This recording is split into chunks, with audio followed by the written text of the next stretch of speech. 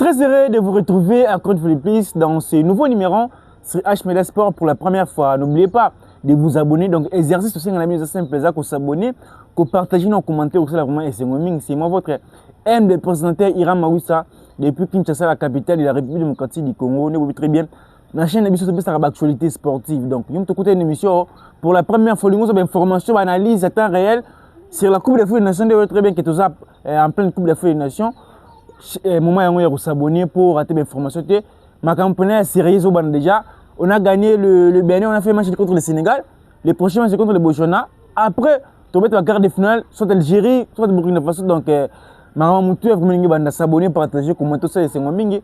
Mais Hervé n'a pas tout balandanga. Je vois les boss les moutou, bon séjour au Maroc. Papa François Katamba depuis Canada n'a pas pu emboter belé bisika bozali n'a pas pu tout balandanga n'a pas pu emboter depuis les Kassi ingénieur Lazare Kamanza Sergio Kasson depuis Malawi bozali belé Roland Bisso parle dans le monde les autres sous pour analyser. On avait joué contre le Bénin les premiers matchs on avait gagné 1-0 toujours on a qui doit analyser qui Siriango Tobaki bilokoni c'est là qui pour gagner 1-0 mais les RDC étaient dominés pas dominés qui Bisso pas Bénin.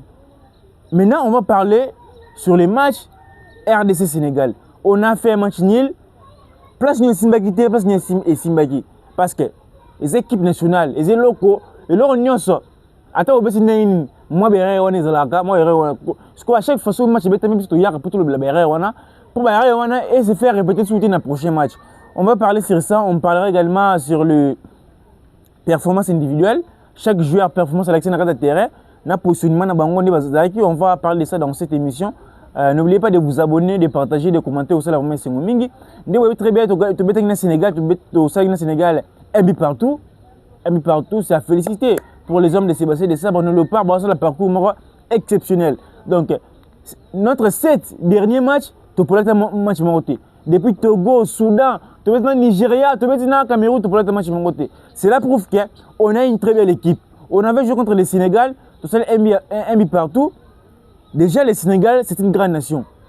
La RDC est la seule nation africaine où a marqué le Sénégal va belé. C'est-à-dire qu'on a aussi une très belle équipe. En 2025, la RDC, c'est l'équipe où a marqué le Sénégal va belé.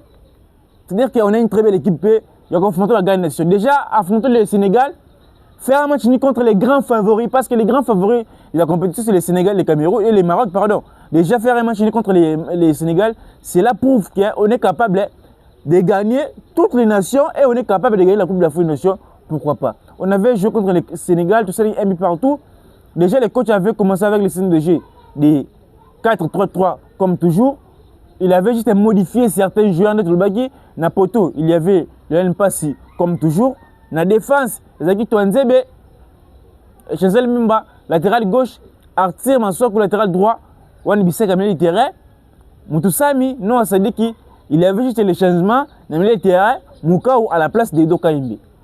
Nathan Nabiso, Zaki, Meshakelia, Bakambu, Natio Bogmunda. Pour moi, je dirais qu'on avait bien joué. Quand on était contre les Bénin, on avait bien été. Mais contre les Sénégal, on avait bien joué. Déjà, dans la première période, comment on a fait? Menacé qui sont certes, devant nous, il y avait le Sénégal. Tant le Sénégal menacé qui sont mais il y a les forces de ballon, tu peux à 4 passes, 5 passes. Contrairement contre les Bénin, on a la raison pour laquelle contre les Bénin, vous avez vraiment content de la performance de Nabiso. Mais contre le Sénégal, même si la possession, le Sénégal, c'est moi l'Ibosso Nabiso, au moins 60, 40, au moins 55, Bisso 45, c'est-à-dire que toujours potent. Devant nous, il y avait une grande nation, contrairement avec les Bénin, autres équipes d'accord, pour Bénin, les personnes en possession, raison pour laquelle tout le monde est on avait très bien joué. On avait très bien joué. Entraîneur Ayo Karabiso, parce qu'on avait bien dit que pour mieux jouer contre le Sénégal, le coach doit changer un joueur militaire. Et c'est un méchant comme beaucoup. Vraiment, pour être clair, pour ce que coach changer gardien, na Edoka Imbi. Mais coach a changé qui Edoka Imbi. Raison pour laquelle on a que Milan a bien bien. Même la première mi-temps, c'est qui biso. Donc bango na pressing. Après mi-temps, coach a fait un discours à moi bien. Tomoni Mukau na bête qui est militaire. Et là, nous avons besoin contre Bénin et Angola. D'avoir un joueur qui commet cette équipe. Qui commet cette équipe. Qui commet cette équipe. Dans ce ballon, à Balou, qui a gauche à Pessi. Tono Zang Moutouana. Bah non, ça dit que ce sont des très bons joueurs. Mais profil, il y a une différence. Si ça dépendait que de mon entraîneur, dans la hiérarchie équipe actuellement, Moukao devait être titulaire. Non, c'est dit qu'il est titulaire. Moukao devait être titulaire. Parce que contre le Sénégal, on n'a pas vu les militaires sénégalais. Contrairement à Issa Kinshasa. Issa Kinshasa, on avait joué avec Edo Kaimbe. Moutoussa, Minano, Sadeki. C'est la même chose contre les Bénin. On avait vu que les militaires fonctionnaient. Mais non, Moukao, il a dominé. Allié au Congolais, militaire, il y a Sénégal. Ganagé, il n'a pas frappé à Moussika, il n'a pas piqué, il n'a pas Moukao, il prend les ballons à Balouka, à Pessi. Donc il avait très bien joué. J'avais aimé l'idée de l'entraîneur de titulariser Nathan Moukao. J'avais aimé l'idée de l'entraîneur. L'émission avait un match avec le coach de Maître Moukao. Le même système de jeu, le même joueur contre le Nigeria. Le Nigeria, contre le Sénégal, tu le barra pareil. Tu mets qui.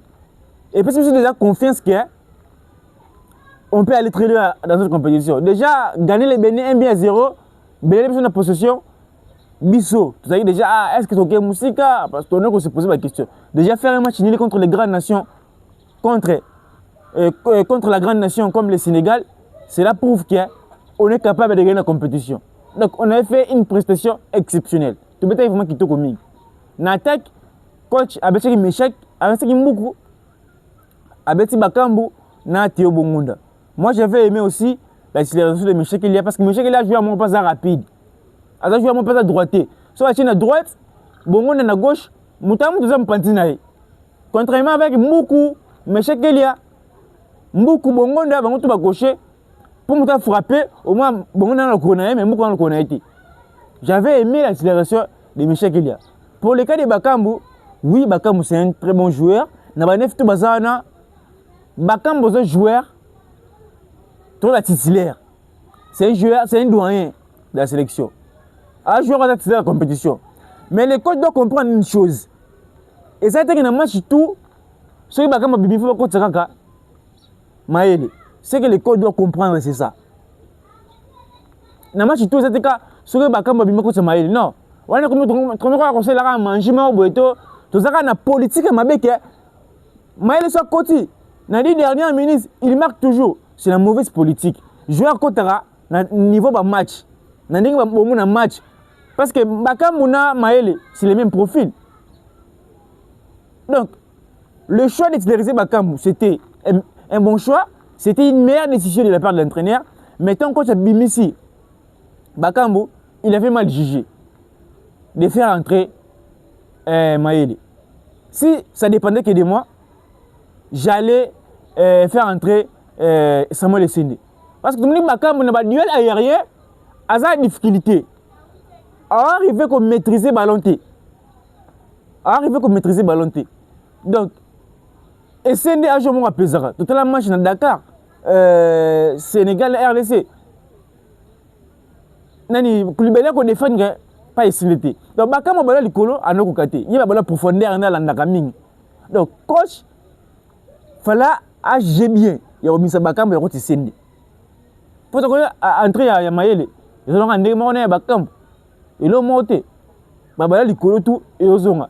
Atabi ba cheki biso. Tant que tu dégager ballon, défense na bango zone ici. Après ba contre-attaque avec coach bisomi. Mais lorsque on a un avant-centre, on a pesé, on a maîtrisé le ballon, ça va créer aussi des espaces. Mais on a un méchant qui n'a pas moukou, très rapide. Alors qu'on peut dévier, tout bien. Donc, coach, ça a un bon changement. On avait parlé de ça aussi, qu'il y a un changement tardivement. Si vraiment il nous avait écouté, c'est là un changement, il y a un erreur. Mais il doit comprendre une chose, il choix Moussou, un choix Bakambu. Match, c'est un match qui est un côté. Non. Et dépend de match, dépend de profil. Bakambu n'est bon. A Robert comme lié, mais il a Robert comme lié. Roi 7. Mais c'est une Robert. Parce que c'est un renard de surface. Il y a une combativité. Tout un match Madagascar, na Mali, pardon, na RDC na Orléans match amical. Tout le monde qui devant 3 joueurs, mais si la bimisi ballon marqué bi. Ba défenseur sénégalais et Koulibaly Nyakate, ba joueur ba peser. Ba kama mona na quitté. Hormis les bi, mais sa présence en compter. On va dire aérien à nos côtés. Il fallait mettre Sende. Il a observé ba kama zaki bien, mais fallait ça changement parce que maïle fallait Sende. Ils ont raté que politique wana ngo soka abako sa maïla ko tia non ce n'est pas ça. On va comment ba nango na micho. Et ça que il faut qu'on gère le match. Moi je me suis Sende ko ta match même Zambie et RDC. Pour moi qui prestation il y a c'est un côté qui match amical. Donc on avait bien joué, c'était juste une petite parenthèse à ce qui concerne le choix de l'entraîneur pour na maïle à place de Bakam. Mais en globalité des choses, on avait bien joué. On avait bien joué. Tout ça qui prenait la prestation moi kitoko. La prestation moi kitoko. J'avais aimé la façon dont on betaki. J'avais aimé la façon dont on betaki. Parce que au moins ceux qui te un ballon, tu bête aussi. Si tu as ballon, joueur toi Hollande.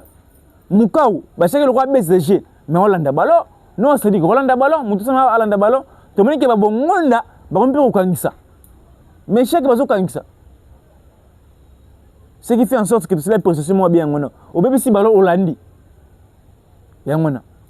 Donc quand je menais déjà contre Bénin, Biloko Simba quitté. Raison pour laquelle contre les Sénégal à Bongissi, on a fait des prestations exceptionnelles. Mais à ce qui concerne la performance individuelle, n'a pas de chose qui l'année passée. Pour être clair, moi, je n'étais pas d'accord qu'il va se passer. Pour ne pas que les Sénégalais ne frappent pas. Mais tout le monde dit que je passe à Rassiraki. Je passe à Rassiraki. Tu vois que les Sénégalais ne frappent pas trop parce que Milan a bouffé le terrain. Maintenant, on va faire belleté. Mais tout le monde dit que je passe à Rassiraki. Donc, il doit aussi améliorer le Moussoussou pour avoir un peu plus titulaire. Ce qu'on a la belle performance dans Bongo. Il est titulaire dans son club. Il sera là. Il va titulariser. Donc, dans la bête qui est performance moi kitoko. Mais si on a quelques Congolais, bon, les gars parce que c'est la méritocratie. Mais ce mérité c'est Mathieu Polo. Raison pour laquelle on a le Mathieu Polo parce que maintenant le joueur va dans le ballon sur la méritocratie. Même pas à Rassiraki, contre le Sénégal, à Rassiraki, na défense Nabiso, on est une défense solide. C'est l'une des meilleures défenses. Il y a Afrique, c'est la meilleure défense. Il y a Coupe d'Afrique des Nations. S'il faut être clair, Tonzé, je ne même pas impeccable. Je ne sais même pas Tonzé va peut-être vraiment quitter au ming. Bissar n'en parle même pas. Parce que nous on a croisé, bon, on a tout ça pour Bakama Yocha. Abete bien. Mais là, le problème, c'est avec Arti Masok. Tu veux bien, tout ça, vraiment performance Mogitoko. Mais à football, il y a une chose. Au Kobe, tu bien 90 minutes, mais au Rose, encore effacé sur ça au salaire qui n'a match. Et dès que tu bêtis, tu as gagné 1-0. Tu sais plutôt conserver, tu as gagné 1-1, tu as gagné ta qualification. Dans le prochain match, le moment de Mathieu pour le bête. Mais, bon, on a compris, c'est là certaines personnes, pas si, à Kosanaki, et pardon, Mansouk à Kosanaki. Monsieur la crampe. Parce que en qui m'a déjà crampe et quand on va aller les bossunaï, attends le colo de crampe.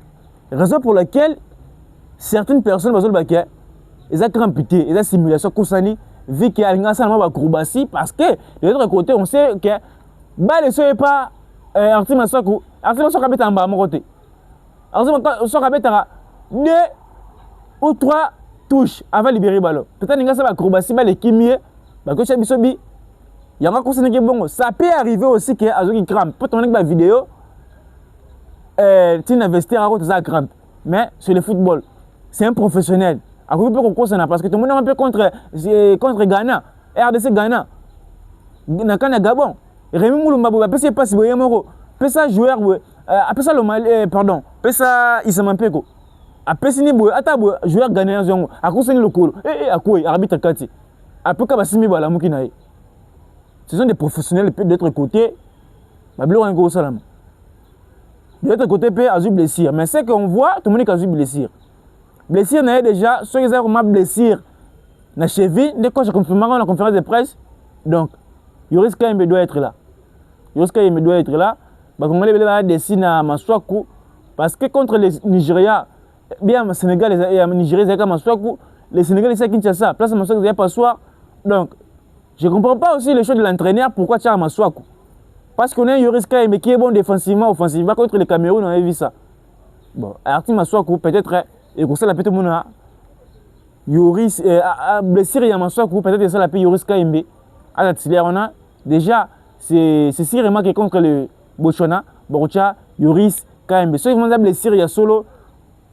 Je ne pense pas que Arti Maswaku a continué dans la compétition, la forme vraiment est bien. Donc Yoris Kaimbe doit prendre sa place déjà contre le Botswana. Mais à part ça, il avait bien joué.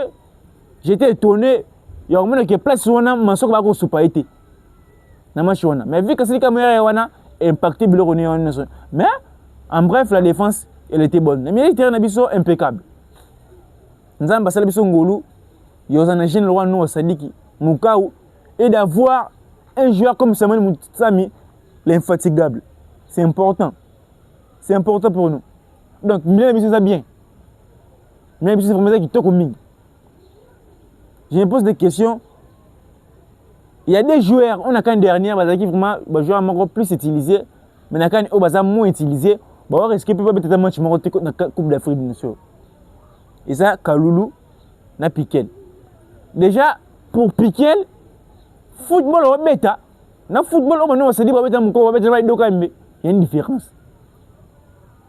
Et là, on charge au. Et là, on va se dire, que ça là. Piquel va ça là, il y a une différence. Piquel, Azam Kangisi. Donc, il y a vraiment un remplaçant probable, il y a Moutoussami. C'est comme Moutoussami, il est infatigable. Et donc, il y a un côté web. Piquel à côté web. L'autre côté, non, c'est-à-dire qu'il est infatigable. Il fait toujours des belles performances. Mais Gali, quand lorsqu'il est titulaire, le joueur probable est à côté, et à côté de la Gali Kakuta, n'est pas KMB. Raison pour laquelle Mouka et Piquel a joué moins utilisé cette fois-ci. Mais espérons que, parce que dans la compétition, oh, à ta boucherie, bango tout, c'est vraiment important pour nous. Milieu de terrain, vous avez vraiment qui te remis, tu mets bien. Tu bêtis bango ballon. Soit des émissions, tu bêtis bango ballon, vraiment, non, impeccable. Milieu de terrain qui te remis, attaque nabiso, bongonda. Dans la première mi-temps, tu as une difficulté, mais on a laissé les joueurs congolais attaquer une défense sénégalaise en difficulté. Une fois que ça ballon boué, faut que ça parce que bango toi carton jaune. Michel Elia, ça va. Mais moi je me pose des questions. Michel Elia 2016. Pourquoi Azanon sous-souté? Tout le monde a vitesse bien sûr, mais il ne faut pas rater. Bon quand on frappe, on frappe. On avait parlé que non c'est lui frappe pas. Tout le monde non c'est lui qui a frappé. Mais Michel Elia a frappé. Le on ne faut pas changer bonne disposition. Ceux qui ont frappé. Donc, tu mets vraiment bien. Équipe de monsieur vraiment qui toque au ming. Donc, équipe vraiment qui toque au ming, tu mets vraiment qui toque. Mais écoute, tu as l'obésité. Pour une performance dans biso. Donc, ça, quand on a le pas dans biso, notre coach, ça va garder même motivation, même intensité contre les Botswana. Parce que contre les Botswana, normalement, comme si tu as négligé un match, contre Bénin, tu as un moussou. Contre les Botswana, tu as un moussou, contre les Sénégalais, tu as négligé Botswana à surprendre Bissopé. Donc, si tu as une intensité contre le Botswana, tu as gagné Botswana. Notre objectif est d'attaquer l'Algérie.